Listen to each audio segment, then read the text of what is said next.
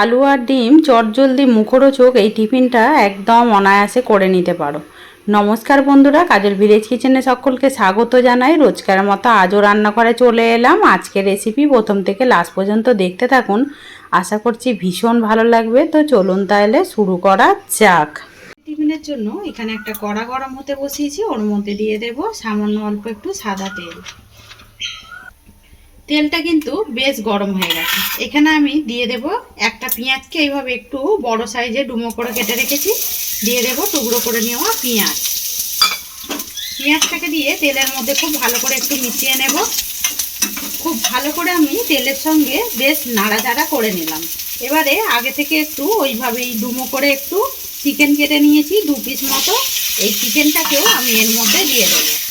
আজকে টিফিনের রেসিপি একদম অল্প উপকরণ দিয়ে কিন্তু দারুণ স্বাদের মুখরোচক এক টিফিন সন্ধ্যাবেলা কিন্তু করে নিতে পারবেন। খুব ভালো করে পেঁয়াজের সঙ্গে মিশিয়ে নিলাম। এবারে এর মধ্যে দিয়ে দেবো আমি স্বাদ মতো লবণ, দিয়ে দেবো স্বাদ মতো লবণ বা মাপ মতো লবণ। খুব ভালো করে একটু আগে মিশিয়ে নেব। খুব ভালো করে মিশিয়ে নিলাম।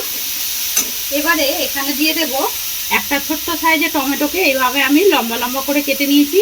একটু গাজর দিয়েছি, এখানে কাঁচা পাকা লঙ্কা দিয়েছি, এইগুলোও এর মধ্যে দিয়ে দেবো। এতে করে টিফিনের টেস্টটা কিন্তু দারুণ আসবে আর খেতে ভীষণই ভালো লাগবে।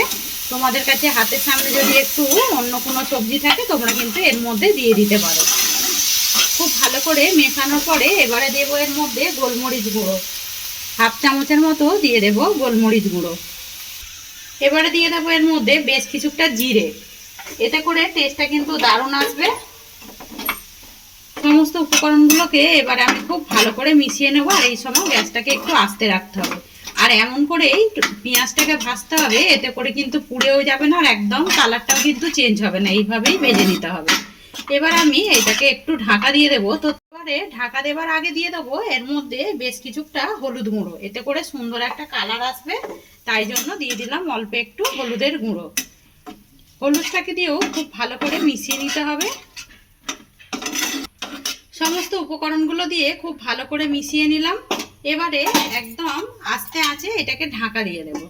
থেকে একটা বাটি নিয়েছি, এখানে নেব একটা ডিম। তো ডিমের মাপটা তোমরা চাইলে এখানে কম বেশি করতেও পারো। আমি এখানে একটা ডিম দিয়ে দিলাম। এবারে এর মধ্যেও দিয়ে দেবো সামান্য একটু গোলমরিচ গুঁড়ো, এতে করে টিফিনের টেস্টটা দারুণ আসবে আর একটু ঝাল ঝাল মতো মনে হবে। তোমরা চাইলে কিন্তু লঙ্কার গুঁড়ো ব্যবহার করতে পারো। অল্প একটু লবণ দেবো এখন। এবারে কাঁটা চামচ দিয়ে খুব ভালো করে আমি ডিমটাকে ফেটে নেব। এর মধ্যে আমি একটা আলুকে ছোট গ্রেটারের সাহায্যে ভালো করে গ্রেট করে এটাকে ধুয়ে পরিষ্কার করে রেখেছি, দিয়ে দেব আলু। আলুর পরিবর্তে তোমরা চাইলে এখানে বাঁধাকপিও দিতে পারো। একটু ভাপিয়ে জলটাকে ফেলে তারপরে কিন্তু বাঁধাকপিটা দেবে, তাতে করে গ্যাস অম্বলও হবে না। এবারে খুব ভালো করে আলুটাকে আমি ডিমের সঙ্গে মিশিয়ে নেব আগে।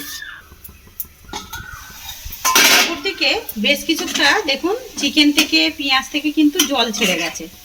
এরকম যদি লো টু মিডিয়ামে আমরা চিকেন রান্না করি, এতে করে কিন্তু স্বাদটাও ভালো আসে আর খুব ভালোভাবে ভেতর থেকে চিকেনটা সিদ্ধ হয়ে যায়। খুব ভালো করে এবার একটু মিশিয়ে নেব। খুব ভালো করে আমি চিকেনটাকে নাড়াচাড়া করে একদম রান্না করে নিলাম। চিকেনটা দেখুন কত সুন্দরভাবে সিদ্ধ হয়ে গেছে।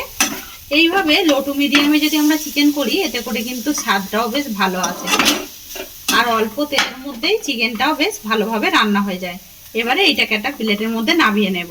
সমস্তটাকেই একটা প্লেটে আগে নামিয়ে নেব। এটাকে একটা প্লেটের মধ্যে নামিয়ে নিলাম, এটাকে সাইডে রেখে দেব। এখানে যে আলু আর ডিমটাকে খুব ভালো করে রেখে দিয়েছিলাম, এখনও কিন্তু এর মধ্যে লবণ দিইনি। এবারে এর মধ্যে দেব 2 চামচ আমি ময়দা নিয়েছি। তোমরা চাইলে এখানে আটাও দিতে পারো অথবা কর্নফ্লাওয়ারও দিতে পারো। অল্প একটু স্বাদ মতো লবণ দিয়ে দেব। ময়দা যেহেতু দিয়েছি, এখানে আলু দিয়েছি, এর মাপ মতো দিয়ে দিলাম লবণ। আর এর মধ্যে কিছু দেবার দরকার নেই। এবারে দুটো উপকরণকে খুব ভালো করে মিশিয়ে নিতে হবে। খুব ভালো করে আমি আলুটাকে আর ময়দাটাকে মিশিয়ে নিলাম। এইভাবে কিন্তু একটু সময় ধরে মিশিয়ে নিতে হবে। এর মধ্যে যদি মনে হয় তোমাদের ডিম লাগবে তাহলে কিন্তু ডিম দিতে পারো। অপরদিকে আমি কড়াটাকে ধুয়ে আবারও পরিষ্কার করে বসিয়ে দিয়েছি। ওর মধ্যে একটু তেল ব্রাশ করে দেব। খুব বেশি তেল দেওয়ার দরকার নেই, অল্প তেলের মধ্যে কিন্তু টিফিনটা একদম হয়ে যাবে। খুব ভালো করে আমি তেলটাকে ব্রাশ করে দিলাম। এবারে যে মিশ্রণটা নিয়েছি এইটাকে আমি ঠিক মাছ বরাবর এইভাবে আগে দিয়ে দেবো। আর এই সময় গ্যাসটাকে আস্তে রাখতে হবে। আর কড়াটা কিন্তু যেহেতু গরম ছিল বেশ ভালোভাবেই গরম হয়ে গেছে। এবারে এইটাকে আমি খুব ভালো করে পেতে দেব। এইভাবে একটু পাতলা করে সুন্দর করে কড়ার চারিদিকে পেতে দিতে হবে, যেরকম আমরা ঠিক রুটি করে থাকি বা পিৎজার যে একটা মিশ্রণ দিয়ে থাকি সেইভাবে করে নিতে হবে। খুব ভালো করে আমি এটাকে চারিদিকে এইভাবে দিয়ে দিলাম। আর দেখুন দিতে দিতেই কত সুন্দরভাবে শুকিয়ে এসেছে। যেহেতু এর মধ্যে আটা রয়েছে মানে ময়দা, ওর জন্য কিন্তু ডিম রয়েছে, গাটা একদম শুকিয়ে এসেছে।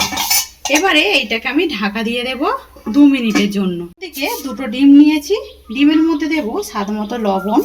আর এর মধ্যে কোনো কিছু দেবার দরকার নেই।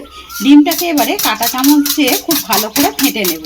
আর আমি কিন্তু এর আগে এর মধ্যেই আমি আলুর ব্যাটারটা গুলেছিলাম। খুব ভালো করে যখন এরকম ফাটা হয়ে যাবে তখন আমি এখানে যেই চিকেনটাকে ভালো করে ভেজে রেখেছি এইটা সমস্তটা এর মধ্যে দিয়ে দেব। ভালো করে এবারে কাঁটা চামচ দিয়ে ডিমটাকে চিকেনটাকে এইভাবে মিশিয়ে নিতে হবে। বাচ্চাদের খুবই পছন্দের একটি রেসিপি। বাচ্চা কেন বড়রাও কিন্তু বেশ এরকম যদি একটা নতুন ধরনের টিফিন করে দেন তাতে করে কিন্তু বেশ অনায়াসেই সন্ধ্যাবেলাটা একদম খেয়ে নেবে। বেশ ঢাকা দিয়ে দিয়েছিলাম, 2 মিনিট হয়ে গেছে। 2 মিনিট পরে দেখুন কত সুন্দরভাবে রুটির মতো কিন্তু বেশ ফুলে উঠেছে। এবারে আমি যে এখানে মিশ্রণটা গুলে রেখেছি এই মিশ্রণটা ঠিক এই মাছ বরাবর দিয়ে দেব। একটু কাঁটা চামচ দিয়ে এইভাবে খুব ভালো করে আমি চারিদিকে এইভাবে ছড়িয়ে দিলাম।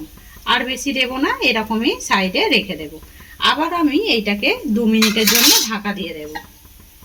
এই সময় কিন্তু গ্যাসটাকে আস্তে রাখতে হবে। 2 মিনিট হয়ে গেছে, ঢাকাটা খুলে দেখাচ্ছি।